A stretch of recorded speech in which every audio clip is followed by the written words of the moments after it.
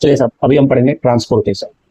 और आप समझते ही हो ट्रांसपोर्टेशन प्लांट्स में होता है एज वेल एज एनिमल्स में होता है। तो प्लांट वाला तो अभी हम पढ़ेंगे नहीं, हम कौन सा पढ़ेंगे, एनिमल वाला। एनिमल के अंदर जो ट्रांसपोर्टेशन है, अगर उसके चैप्टर का नेम देखना चाहें तो वो कैसे हो जाएगा sir, body fluid, body fluid and circulation. क्या हो गया, बॉडी फ्लूइड एंड सर्कुलेशन। अब आप जानते हो बॉडी के अंदर फ्लूइड और उनका सर्कुलेशन करना क्या कहलाता है, ट्रांसपोर्टेशन या सर्कुलेटरी सिस्टम। तो सर्कुलेशन सिस्टम की हम बात कर सकते हैं। चलिए, तो ये जो बॉडी फ्लूइड है, अब बॉडी फ्लूइड कौन कौन से, हमारे पास दो बॉडी फ्लूइड है, आप सबके सब जानते हो। पहला बताइए सर, एक कौन सा है, blood, and second is lymph. ठीक है जी, और दोनों मिलकर नहीं है क्या फॉर्म करते हैं, वेस्कुलर टिश्यू। क्या बनाएंगे दोनों मिलकर नहीं है, बहुत सुंदर सर, दोनों मिलकर बनाते हैं वेस्कुलर टिश्यू, संवैनी ऊतक। Is that clear. और ये जो वेस्कुलर टिश्यू है, ब्लड एंड लिम्फ को, इसको सर्कुलेटरी सिस्टम क्या करेगा साहब, दोनों पार्ट है सर्कुलेटरी सिस्टम के, और सर्कुलेटरी सिस्टम के अंदर ये क्या होंगे, अगर मैं बोलूं तो ट्रांसपोर्ट है। अगर हम फंक्शन की बात करें सर्कुलेटरी सिस्टम में, तो क्या फंक्शन होने वाला है, तो देखिए सर, पहला जो यहाँ पे होएगा वो होएगा डिस्ट्रीब्यूशन। किसका होएगा साहब, डिस्ट्रीब्यूशन का फर्स्ट स्टेप। सर हमें डिस्ट्रीब्यूशन किसका करना है, सर्कुलेटरी सिस्टम को डिस्ट्रीब्यूशन किसका करना है, तो दूसरा स्टेप, सेकेंड स्टेप, डिस्ट्रीब्यूशन करना है साहब उन्हें न्यूट्रिएंट्स का। किसका डिस्ट्रीब्यूशन करना है, न्यूट्रिएंट्स, न्यूट्रिएंट्स यानी कि फूड, क्लियर जी, या पोषक। ठीक है, दूसरा न्यूट्रिएंट का, न्यूट्रिएंट से हमें क्या मिलती है, एनर्जी मिलती है। फूड से क्या मिलेगी, एनर्जी, लेकिन एनर्जी भी कम मिलती है जब हमारे पास क्या होगी, ऑक्सीजन होगी, ऑक्सीडेशन होगा तभी तो एनर्जी आएगी ना। तो इसलिए इन्हें क्या और ट्रांसपोर्ट करने पड़ेंगे, रेस्पायरेटरी। ठीक है, रेस्पायरेटरी गैसेस करना पड़ेगा कि नहीं करना पड़ेगा। ठीक है, अब ये ऐसा तो है नहीं कि ये खुद आएंगे, इन दोनों का हमें क्या करना पड़ेगा, कलेक्शन करना पड़ेगा। किसका, न्यूट्रिशन का एंड रेस्पायरेटरी गैसेस का। क्लियर। और जैसे ही कलेक्शन हो जाएगा, ठीक है, तो ये सेल के पास जाएंगे और सेल को क्या देंगे, रेस्पिरेटरी गैसेस देंगे और न्यूट्रिएंट्स देंगे। और सेल के पास जो वेस्ट मटेरियल है उसको बाहर फेंकना है कि नहीं फेंकना, तो सेल इनको वेस्ट मटेरियल दे देगी। तो that means exit waste material.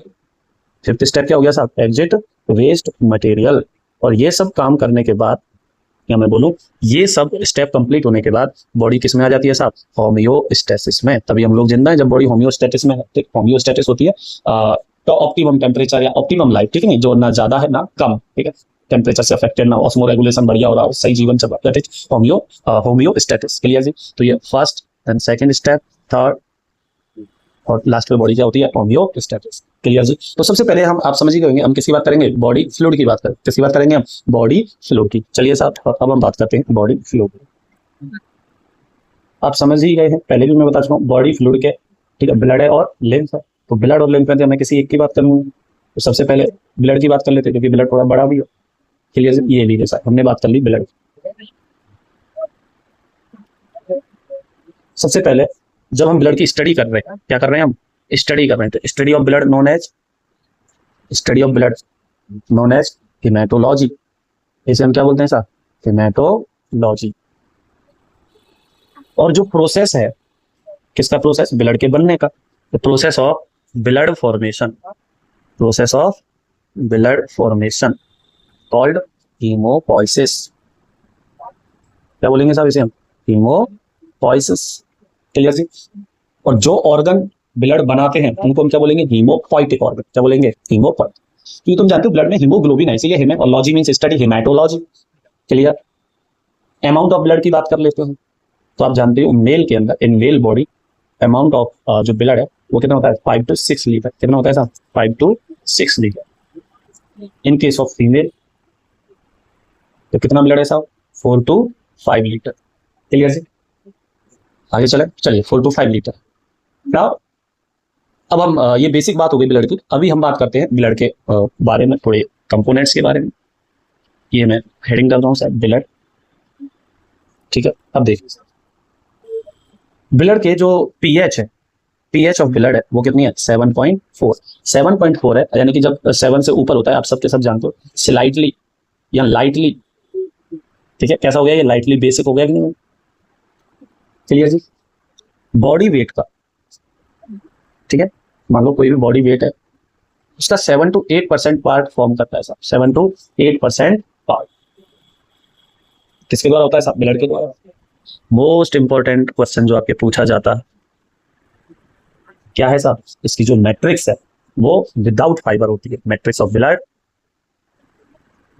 Blood की जो मैट्रिक्स है साहब ये कैसी हो गई, इसके अंदर फाइबर्स एब्सेंट है। फाइबर्स क्या होते हैं यहाँ पे, एब्सेंट। इंपॉर्टेंट है साहब, क्योंकि ब्लड एक कनेक्टिव टिश्यू है। ब्लड क्या है साहब, पार्ट ऑफ कनेक्टिव टिश्यू। सीटी लिख देता हूँ, कनेक्टिव टिश्यू आपने 9th में पढ़ा होगा। तो कनेक्टिव टिश्यू के अंदर मेन कंपोनेंट होते हैं जिसमें मेट अंदर फाइबर्स आते हैं, लेकिन ब्लड के अंदर फाइबर, ब्लड एक ऐसा कनेक्टिव टिश्यू है जिसकी मैट्रिक्स में क्या नहीं है साहब, फाइबर नहीं। ब्लड को अपन 2 पार्ट्स में डिवाइड कर सकते हैं। कितने पार्ट्स में डिवाइड कर सकते हैं, 2 parts. Component of blood, first is plasma. पहला क्या होता है साहब, प्लाज्मा होता है। कितना परसेंट पार्ट होता है साहब ब्लड का, 55% पार्ट होता है प्लाज्मा। और सेकंड आता है फॉर्मल एलिमेंट्स। सेकंड कौन आता है साहब, फॉर्मल एलिमेंट्स। फॉर्मल एलिमेंट्स को हम दूसरे शब्दों में सॉलिड पार्ट बोल सकते हैं। क्या बोल सकते हैं, सॉलिड पार्ट ऑफ ब्लड। इसी को ही दूसरे शब्दों में ब्लड कॉर्पसल्स बोल सकते हैं। क्या बोल सकते हैं, ब्लड कॉर्पसल्स। क्लियर से। और जो 55% है, इस दैट मींस ये जो रेस्ट पार्ट है ये कितना हुआ, 45%। और इसके अंदर कौन कौन से कंपोनेंट आएंगे, पहले RBC, red blood corpuscles also known as erythrocytes. Second is WBC, white blood corpuscles also known as leucocyte. And third is platelets. Clear जी। ये कौन से एलिमेंट हो गए, formal element. 45% part of, 55% part of plasma, ठीक है, blood में है। इसके अंदर मैक्सिमम जो मिलती है वो आपको मिलती है प्रोटीन। मैक्सिमम क्या मिलती है आपको, प्रोटीन।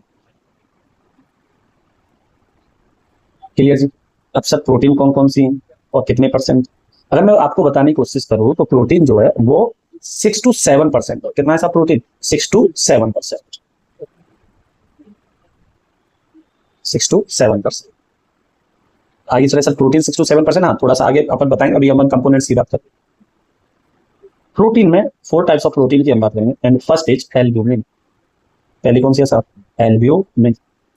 और एल्ब्यूमिन का जो फंक्शन है वो रहता है साहब आपका ऑस्मो रेगुलेशन। किसका फंक्शन है, ऑस्मो रेगुलेशन। ऑस्मो रेगुलेशन आप जानते ही हो। क्लियर जी। ये एल्ब्यूमिन का फंक्शन, किसका फंक्शन है ये, albumin. Second protein, the second type of protein जो आपको मिलेगी दैट इज फिब्रिनोजन। कौन सी मिलेगी साहब, फिब्रिनोजन। और फिब्रिनोजन कन्वर्ट हो जाती है फिब्रिन में। ये मैं आपको पहले ही बता चुका कि जब किसी के सफिक्स लगा रहता है जन, प्रीफिक्स लगा रहता है pro, is that means inactive form. तो यहाँ पे फिब्रिनोजन किसमें कन्वर्ट हो जाएगा सर, फिब्रिन। किसमें कन्वर्ट हो जाएगा, फिब्रिन। और फिब्रिन क्या काम करता है, क्लॉट बनाता है सर। क्या बनाता है, क्लॉट। ये रीजन है कि आपके जब चोट लगती है ब्लड बहता है और कुछ देर बाद रुक जाता है because of fibrin. Now next is prothrombin. इसलिए प्रोटीन कौन सी है, प्रोथ्रोम्बिन। अभी मैंने बोला sir prefix pro, suffix John, is that means inactive. And fourth